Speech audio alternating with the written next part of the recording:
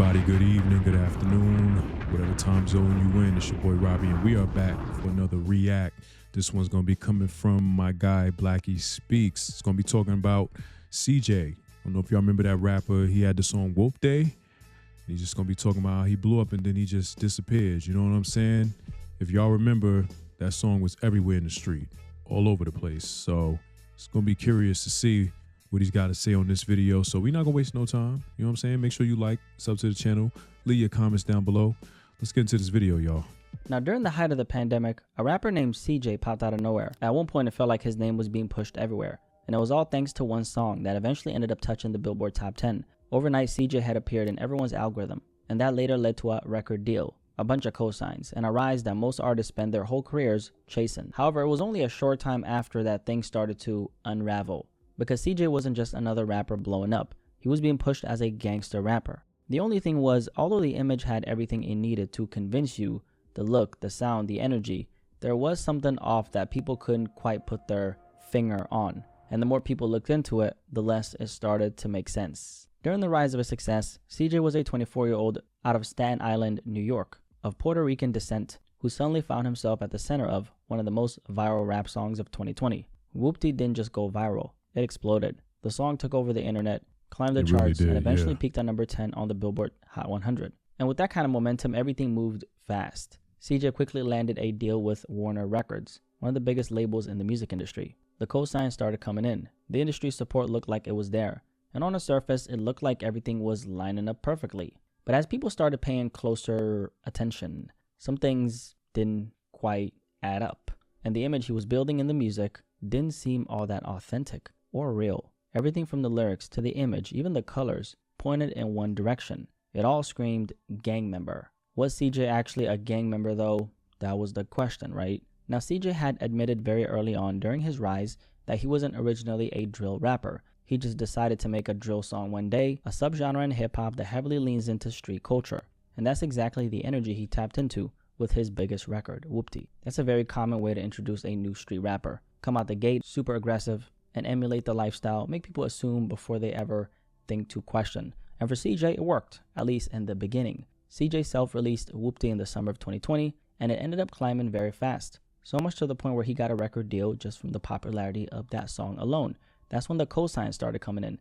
Several hip-hop artists were seen embracing him. And at one point, he was even seen in the club dapping up Drake. Although it looks like Drake didn't want to dap him up. What do you think? That's the kind of momentum that signals to the entire industry that this person matters. Pay attention. But things were about to change very fast. To really understand what was going on, you have to look at the timing of when CJ became popular. A few things were happening around that period that are very important to talk about. And the biggest one was the rise of the New York drill scene, with rapper Pop Smoke becoming the face of that entire wave. He had captured the attention of the industry, of the world, of fans, of the culture. And it felt like he was just getting started. Like the ceiling hadn't even been touched yet. That's my song Pop right Smoke there. never got the chance to see where it was all going. Bashar Jackson, professionally known as Pop Smoke, was only 20 years old. He had the momentum, he had the world's attention, he had the look. And just like that, it was all over. On February 19th, 2020, Pop Smoke was staying at an Airbnb in the Hollywood Hills when a home invasion turned deadly. And just like that, the voice of that whole movement was gone. I remember that like it was yesterday, man. I was at the children's dental office with my child's mother, her daughter, and our son. And I was on my phone and boom, it said Pop Smoke. It was what was it? I think Hot New Hip Hop. I got the alert. I was like, oh, mind you, I had just found out about Pop Smoke not too long before that, because I hadn't heard the song Welcome to the Party or whatever. I hadn't heard it, which is kind of crazy. But like I said, most of the rap that I was listening to at that time was like your Benny the Butchers and stuff like that. I wasn't really checking for New York drill, but I was watching Complex Sneaker Shopping, and he just so happened to pop up, and I was like, Pop Smoke. I was like, let me look at this, and I was watching it. I was like, okay, you know, and then he had said at the end of the sneaker video, check out Christopher Walken or whatever. I was like, all right, let me listen to this song, and I was like, I like this. You know what I'm saying? And then I went back and heard Welcome to the Party. I was like, where the fuck have I been? Like, I was literally under a rock. And then he came out with the album Meet the Woo or something like that, the Woo 2, whatever. And I had just, you know, I was late, but I picked him up, you know what I'm saying, before that happened. So I was just like bugged out when that happened to him, man. Rest in peace to Pop Smoke, though. Pop Smoke was known by some of the biggest names in the business. His murder has stunned fans everywhere. The drill scene had just lost the face of its movement, and naturally that created a gap. Not that Pop Smoke could ever be replaced, because you can't replace the smoke, but that's just how the industry works. When a space opens up, people start stepping in to try to fill that space. And at the same time, another major figure, 6ix9ine, who was also of Puerto Rican descent, was dealing with legal issues and was on home confinement. So he wasn't fully active either. This nigga here, this dude, I remember when he came out in 2017, late 2017, this was right before my son was born. This dude was every damn where. He had gumbo and, you know, it's crazy. His like his blow up was like crazy. So now you had this moment where the lane felt completely wide open. The audience was still there, the demand was still there, but there weren't a lot of people at the front of it. And in the music industry, that kind of vacuum doesn't stay empty for long. This is where CJ comes in, because part of his rise was timing. The spot was open for the taking, and someone was gonna try to take it. There were other rappers coming up around that time, but CJ managed to stand out, and a big part of why that was because of how he looked. CJ had this very racially ambiguous appearance that made people question where he was from, what his background really was. Bro just had this very versatile look. I mean, look at this guy, right? You're like, where the fuck is this nigga from, right? Like, is he black, Latino, or what? There was this natural curiosity around him that other artists in that space just didn't have. Most artists in this space are either black, Dominican, Puerto Rican, and they actually looked like the part, right? CJ was just floating somewhere in the middle. They said I'm mixed. I'm black, white, I'm Mexican, Arab. Even though his origins were known, the average person discovering him didn't fully understand it, and that added to the intrigue. It made him feel like a mystery at first glance. And in that initial moment of discovery, mystery works in your favor. People fill in the blanks themselves, and there's power in letting assumptions fuel conversations about you in private. So when you put things together, the gap in the scene, the timing, the image, CJ didn't just blow up randomly. He stepped into a movement that was already waiting to be filled. The first real point of contention for CJ was the term itself, whoopty. Because what did it actually mean? Like, whoopty, whoopty, whoopty. The term originates from the Bloodhound Brims, a gang out of New York, and it's used as a way for members to greet each other and show respect. Whoopty, my nigga. So it has meaning, it has history behind it. But when CJ was asked about it by rapper Fat Joe, a veteran in a rap game, someone who actually understands where these things come from, his response was a little evasive. What does whoopty mean, man? It's a worldwide thing now. I got kids. I got kids saying it. You know what I'm saying? I got older folks saying it. So it's a worldwide thing now. I made it a worldwide thing. Yeah, but is it a word like you used to say with your homies and all that? Exactly. Like and then you said, I'm throwing whoopty in the song and make that shit. That's it. It's worldwide now. He didn't really explain what it meant or where it came from, and instead, it almost sounded like he was taking credit for it, like it was just something he created. And that's where things started to take a turn, because that didn't sit well with people who were actually connected to that.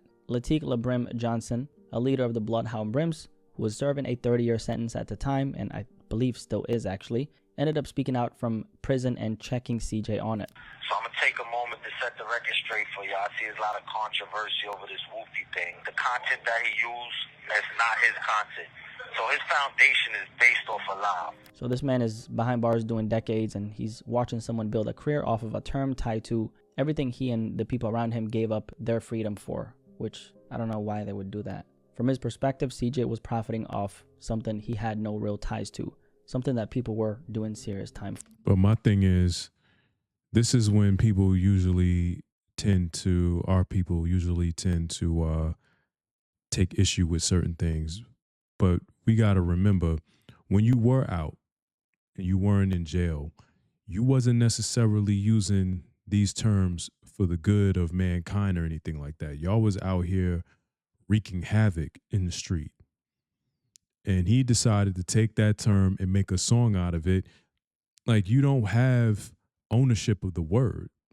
You know what I mean? Unless you trademark that word and, you know, he's infringing on your copyright or something like that, or your trademark, that's up for grabs. Anybody could take that word and make it their own or say, yo, it's this or it's that. Like, it's crazy, man. And that sentiment was echoed by others as well.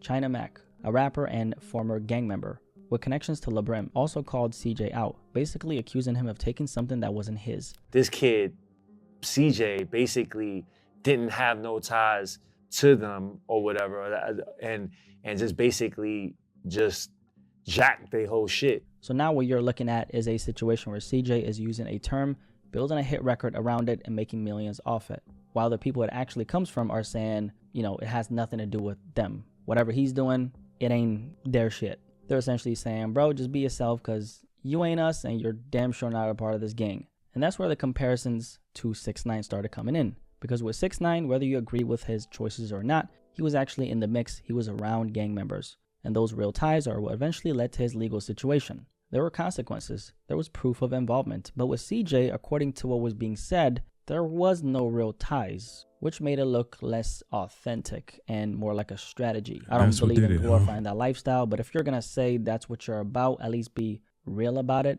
I may think it's dysfunctional. I may think it causes real damage, but if that's generally who you are, at least own it. Don't try to perform it. Now, once that narrative started to stick, everything around him began to get questioned, because now it wasn't just about the song anymore. It was about credibility. The image he was building started to feel less like something real and more like something constructed. And in hip-hop, that's a dangerous line to walk. When you're out here convincing the world you're something you're not, the wrong people start believing it as well. And those people don't settle things in the comments. They pull up with guns and shit. You can borrow a sound, you can borrow an aesthetic, but when people feel like you're borrowing a lifestyle, one that real people are actually dying behind, which that's kind of stupid, but that's when the pushback actually gets serious. And in CJ's case, the pushback came early. At the same time, there was another problem. Whoopty had become bigger than him. The song was everywhere, but outside of that record, there wasn't much that people were interested in. No strong identity, no clear personality, nothing that separated him from the moment he had just created.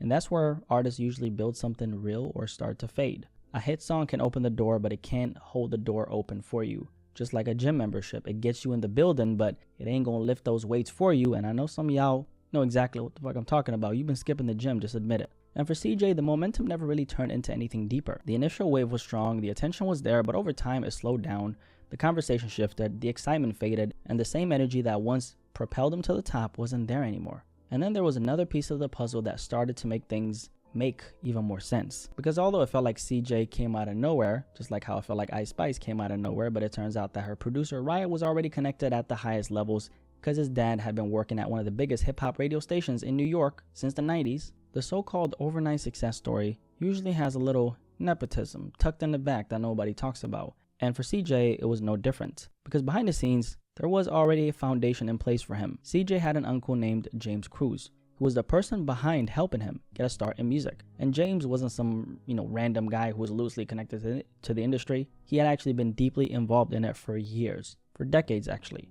We're talking about someone who spent nearly 2 decades working alongside Sean Diddy Combs. James was actually the president of Bad Boy Records at one point, Diddy's record label. And before that, he had already been involved in marketing and promotions at a very high level, helping push the careers of artists like Busta Rhymes, Missy Elliott, and 50 Cent. So this wasn't just industry experience. This was someone who understood how to build a narrative around an artist, how to get the right people talking, how to position someone so the industry pays attention before the public even catches on. So when CJ started to rise, it wasn't happening in isolation. He had been around that environment early on, absorbing it, learning how it all worked from someone who had already done it at a very high level. And once Whoopty started gaining traction, everything moved exactly how you'd expect it to when the right people are involved. Because it's one thing to get a hit record, but it's another thing to get a hit record and on top of that, have the right people around you. One of them leads to an actual shot. The other one, most times, just leads to another fluke. Now, thanks to his uncle, who was also his manager, the deals came in quickly for CJ. First, the record deal with Warner Records happened. Then the publishing deal with Warner Chappell. The song kept climbing, the streams kept growing, and the industry fully got behind him. On paper, it looked like the perfect setup. The kind of situation most artists spend years trying to reach. But at the same time, it also made his rise feel different. Because now it didn't look like just this random viral moment anymore. It looked like something that had structure behind it. Yeah. He blew up, pretty fast. It was like a quick burn, you know what I'm saying? It was like bing bing, and then you didn't hear from him after that. But one thing to take away from this is that, yes, it really does pay to know somebody or be connected with somebody in the industry. If you got somebody that's already plugged in, that knows people, you have that much of a chance, that greater of a chance to really get your name out there, especially if you have the face card and all of that, and you got the aura about you, the charisma, you know what I'm saying? You could really make something of that. But I think his situation is that he tied himself too much to that gang stuff, which I'm going to talk about that, but I'm going to let the video play out for the rest of the video. I'm going to let it play out. And that was being guided towards success. And when people started piecing that together, it just added another layer on top of everything else that was already being questioned. The street credibility, the whoop-de term controversy, and now this. It all started painting the same picture. And that's where the conversation shifts. Because having access, having connections, having the machine behind you, that can get you in the door, but it can't make people stay. Because in hip-hop, more than any other genre in the world, people are listening for something beyond the music. They're listening for who you are, the story, the background, the sense that the person behind the music actually has lived something. And with CJ, that part never really felt convincing because he was trying to lean on something that was not real for him. You get what I'm saying? And once that conversation shifted from the song to the person behind it, everything started looking a little different. The lyrics, the image, the way he carried himself, it all started to fall apart a little. Not because the music changed, but because the perception of him changed. Or should I say, the cracks started to show. Obviously, once people feel like something isn't real, the doubt that sits in the background just becomes louder and louder. And over time, it slowly disconnects the audience from the artist, quietly, almost invisibly. And in CJ's case, that disconnect happened pretty fast, right? And that's when the timing can become a double-edged sword, because the same thing that helped him rise is also what made it harder for him to maintain that type of success. He stepped into an open lane, but when that moment passed, there wasn't enough underneath it to carry him forward. And that's usually what separates a viral artist from a lasting one. After Whoop-Dee, CJ kept dropping music, but nothing really stuck. And honestly, how could it? When your very first moment out the gate is a Billboard Top 10 record that takes over the entire internet, you've already set the bar at a high level that's almost it's like you got to keep cranking out. Everything that comes after that lives in Whoop-Dee's shadow. It's a blessing and a curse. The song put him on, and in a way, the song also boxed him in. It's happened to plenty of artists. Panda is a good example with Designer. Yeah. Now, when you look at CJ's run, it all starts to make sense. It wasn't just that he blew up fast. It's that everything around him was built for that one moment. The timing, the image, the machine behind him. All of it was designed to get him there. But at the end of the day, if we're being honest, the fake gang member thing just didn't really help, right? You can have the best team in the world behind you, the right look, the right song, but if people don't believe you, none of it matters, right? Anyway, if you made it this far, drop a like on this video. And if you're new here, my name is Blackie Speaks. Nice to meet you. Y'all remember CJ, by the way? Because I feel like you probably have something to say about this entire conversation. So, all right, that's the end of the video, y'all. So what I was going to say is what I find interesting is that when he made references to the gang terms and stuff like that, that's when, those individuals who was really in it decided to speak out because they're not making any direct money from it. And it always comes to this whole people being in our culture and taking our stuff and making money and things like that. But if we break down its context, like the true definition of these things, or we get down to the brass tacks of what this stuff is, it's not good. You know what I'm saying? Like these dudes was in the street, doing things that weren't necessarily good for the people or anything like that. It wasn't like they were making any honest money using these terms. They was just using them amongst their crew. You know what I'm saying? And so you have somebody who isn't directly connected to the, Bloodhounds or whatever their name is. He's not directly connected, but he decided to make a song behind it. Now y'all feel some type of way because y'all not getting no money off of that. Like, listen, unless you trademark the word and you feel like, your trademark is being infringed on, unless you did something like that, which you most likely didn't, because that's not something that y'all are privy to. He'll probably learn that stuff in jail now because you locked up. You ain't got nothing but time to learn, sit and read. But prior to that, he wasn't doing any of that. So I just think it's interesting that now you want to say something because he's making money off of the track, which the majority of that money went to the label. If he was signed to? I wonder if he was signed to a label when he came out with Whoop-Dee. No, he wasn't. I don't think he was. He was independent. But needless to say, it is what it is. But y'all get down in the comments. Y'all let me know what y'all think about that. I'll be sure to link this video in case y'all want to go check out Blackie Speaks channel and support him. If you made it this far into my video, I appreciate you for watching. Make sure y'all chin check that like button, hit the subway to my channel, and be sure to sound off in the comments section before security kicks your asses out. All right? But anyway, that's going to be the end of the video. It's your boy Robbie. I'm out of here.